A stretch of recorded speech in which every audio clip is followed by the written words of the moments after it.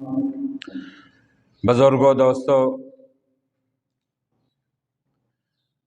अल्लाह रब्बुल इज़्ज़त कुरान हकीम में इरशाद फरमाते हैं, इन्नल्लज़ीना आमनू व अमिलुस्सॉलिहात, बेशक वो लोग जो ईमान लाए और उन्होंने नेक आमाल किए, कानत लहुम जन्नातुल फिरदौस नुज़ुला, तो वो जन्नतुल फिरदौस में उनकी मेहमानी होगी, मेहमान नवाजी होगी। खालिदीन फीहा, और वो उसमें हमेशा हमेशा रहेंगे।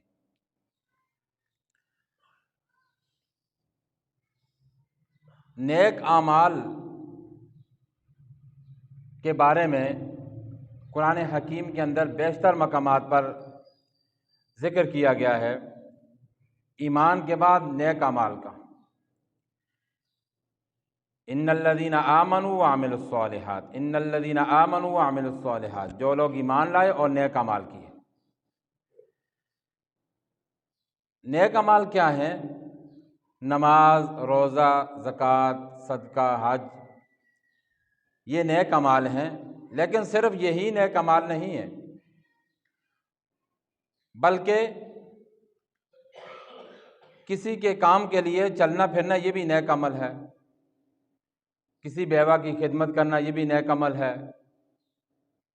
किसी यतीम की किफ़ालत करना ये भी नेक अमल है। और रास्ते में से तकलीफ़ दह चीज़ को हटा देना ये भी नेक अमल है। बहुत सारे नेक अमाल हैं। इन नेक अमाल के अंदर जान पड़ती है कुछ सिफ़ात को इख्तियार करने से। अगर वो उन सिफ़ात के साथ नेक अमाल किए जाएं तो नेक अमाल बड़े मजबूत और उनमें बड़ी जान होती है। और अगर उन सिफ़ात के बगैर नेक अमाल किए जाएं तो फिर इस तरह के नेक अमाल खोखले होते हैं। अब वो सिफ़ात कि जिनके ज़रिए से अमाल सालिहा मजबूत होते हैं, उनमें सबसे पहली चीज़ है इखलास, कि हर नेक अमल सिर्फ़ और सिर्फ अल्लाह की रज़ा के लिए किया जाए। उसमें कोई रियाकारी, दिखलावा मकसूद ना हो। सिर्फ़ और सिर्फ अल्लाह की रज़ा के लिए जो नेक अमल किया जाएगा, उस नेक अमल के अंदर बड़ी जान होगी और उसके अल्लाह के यहाँ बड़ी कदर व कीमत होगी। अगरचे वो नेक अमल सिर्फ एक खजूर ही सदका करना क्यों ना हो, उसके ऊपर भी अल्लाह ताला उहद पहाड़ जितना अजर व सवाब अता फरमाएंगे। और अगर उहद पहाड़ जितना भी सदका कर लिया जाए लेकिन नीयत में फतूर हो, दिखलावा मकसूद हो, तो फिर उस नेक अमल का कोई फ़ायदा नहीं, वो बेकार है। क़यामत वाले दिन अल्लाह ताला फरमाएंगे जिसके लिए किया था उससे जाकर ले लो उसका बदला। ऐसे ही अगर दूसरों की खैरखाई हो दिल में और खंदा पेशानी के साथ लोगों के साथ मिलना हो, अखलाक आला हो बंदे के, तो इन सिफ़ात के साथ नेक अमल मजबूत हो जाता है। उन सिफ़ात में से एक सिफत है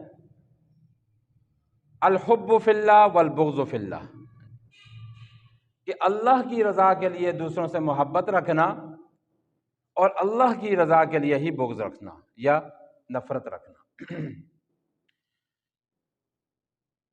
हज़रत अबू हुरैरा रज़ी अल्लाहु अन्हु फरमाते हैं कि मोमिन मोहब्बत और उल्फत का मरकज़ होता है, दूसरों से मोहब्बत रखता है, दूसरे उससे मोहब्बत रखते हैं। मतलब यह है कि मोमिन को ऐसा ही होना चाहिए, उसके दिल में दूसरों की मोहब्बत हो, दूसरों के लिए जगह हो उसके दिल में। پھر وہ دوسرے لوگ اس سے نفع حاصل کر سکیں گے، وہ ان دوسروں کو نفع پہنچا سکے گا۔ اگر اس کے دل کے اندر کسی کے لیے کوئی جگہ نہیں ہے، کوئی محبت نہیں ہے، تو وہ خیر سے خالی ہے، اس کے اندر کوئی خیر نہیں ہے۔ نبی علیہ السلام نے فرمایا ایسے بندے کے اندر کوئی خیر نہیں۔ اب یہ محبت جو ہے جو اللہ کی رضا کے لیے ہو، اس کو اللہ رب العزت، اللہ کے نبی صلی اللہ علیہ وسلم نے فرمایا کہ تمہارے اعمال میں سے سب سے محبوب چیز اللہ کے ہاں یہی ہے، جو کسی کے لیے، کسی کے ساتھ اللہ کی رضا کے لیے محبت اور اللہ کی رضا کے لیے بغض ہو، یہی اللہ تعالیٰ کو سب سے زیادہ پسندیدہ ہے۔ بلکہ یہاں تک فرمایا رسول پاک صلی اللہ علیہ وسلم نے کہ جب تم اللہ کی رضا کے لیے دوسرے سے محبت کرتے ہو تو یہ ایسا ہے گویا تم نے اللہ رب العزت کی عظمت کا حق ادا کر دیا اور تم نے اللہ تعالیٰ کی توقیر کی، اتنا بڑا اس کو درجہ عطا فرمایا اللہ رب العزت نے، اور اللہ کے محبوب صلی اللہ علیہ وسلم نے یہ بیان کیا، ہم تک پہنچائی یہ بات، تاکہ میرے امتی لوگوں کے لیے خیر کا باعث بنے اور اپنے دلوں سے اپنی ذاتیات کے لیے محبت اور بغض یا نفرت یہ ان کے دلوں کے اندر نہ ہو، بلکہ یہ دونوں باتیں صرف اور صرف اللہ کی رضا کے لیے ہوں، تو اللہ تعالیٰ ان کو اپنا محبوب بنا لے گا۔ بلکہ حضور علیہ الصلوۃ والسلام نے حدیث قدسی بیان کی، اللہ تعالیٰ فرماتے ہیں کہ اللہ رب العزت نے فرمایا، قال اللہ تعالی وجبت محبتی، میری محبت واجب ہو جاتی ہے، للمتحابین فیہ، آپس میں محبت کرنے والوں کے لیے میری وجہ سے، میری وجہ سے آپس میں محبت کرنے والوں کے لیے میری محبت واجب ہو جاتی ہے۔ اللہ رب العزت کا احسان دیکھیں کہ ہم آپس میں محبت کریں اللہ کی رضا کے لیے، اللہ کی ذات کو خوش کرنے کے لیے ہم آپس میں محبت رکھیں، تو اللہ رب العزت فرماتے ہیں کہ میں ایسے لوگوں کو اپنی محبت دوں گا، پھر میری محبت ایسے لوگوں کے لیے ہے، اور جو اللہ کا محبوب بن جائے، جس سے اللہ محبت کریں، اس کو اس سے بڑا انعام اور کیا چاہیے۔ اللہ رب العزت اپنے محبوبوں کو پھر اعلیٰ مقام جنت الفردوس عطا فرمائیں گے۔ تو نبی علیہ السلام نے فرمایا کہ اللہ تعالیٰ فرماتے ہیں وجبت محبتی للمتحابین فیہ، جو آپس میں میری وجہ سے محبت رکھتے ہیں، والمتجالسین فیہ، اور جن کا اور کوئی مقصد نہیں ہوتا، صرف میری توجہ حاصل کرنے کے لیے، میرے ذکر کے لیے، میری یاد کے لیے وہ آپس میں مل کر بیٹھتے ہیں، اور کوئی دنیا کا مقصد نہیں ہوتا۔ یہی مقصد ہوتا ہے کہ میں خوش ہو جاؤں، میں راضی ہو جاؤں، اور وہ جوڑ کر بیٹھتے ہیں میری فکر میں، میرے دین کی فکر میں۔ فرمایا ایسے لوگوں کے لیے بھی میری محبت واجب ہو جاتی، اور فرمایا والمتزاورین فیہ، اور جو میری وجہ سے، اللہ تعالیٰ فرماتے ہیں جو میری وجہ سے دوسروں کے ساتھ ملاقات کرتے ہیں، اپنی ذاتی کوئی مقصد نہیں ہوتا، میری رضا کو مقصود یعنی بناتے ہوئے وہ دوسروں کے ساتھ ملاقات کرتے ہیں، میرے دین کو پھیلانے کے لیے، میرے دین کی بات کو لے کر دوسروں تک پہنچتے ہیں، تو ایسے لوگوں کے ساتھ بھی مجھے محبت ہے۔ اب دیکھیں، ایک آدمی کے دل میں یہ فکر پیدا ہوتی ہے کہ میرے محلے کا فلاں آدمی جو ہے، فلاں نوجوان، فلاں بزرگ، وہ مسجد میں آ کر نماز نہیں پڑھتے، مسلمان ہیں، کلمہ گو ہیں، تو میں تھوڑی سی ہمت کر کے ان کو یاد دہانی کر کے آ جاؤں۔ اس نیت کے ساتھ وہ چلتا ہے اپنے گھر سے، اس آدمی تک پہنچتا ہے، ان کے ساتھ بات کرتا ہے کہ محلے کی مسجد میں آپ اگر نماز ادا کریں آ کر، تو اللہ رب العزت خوش ہوگا، آپ کے زندگی میں برکت ہوگی، گھر میں برکت ہوگی، اولادوں میں برکت ہوگی، کاروبار میں برکت ہوگی۔ تو یہ کتنی بڑی اونچی بات ہے کہ اللہ کی رضا کے لیے وہ جا کر دوسرے بندے سے ملاقات کر رہا ہے۔